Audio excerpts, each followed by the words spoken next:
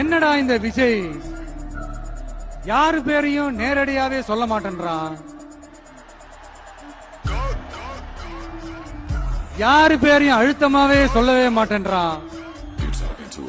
இவனுக்கு என்ன பயமா? அப்படி இப்படின்ட்டு ஒரு சில இந்த அரசியல் விஞ்ஞானிகள், இந்த நக்கல் நையாண்டிகள் இதெல்லாம் நடக்கும் இல்லையா?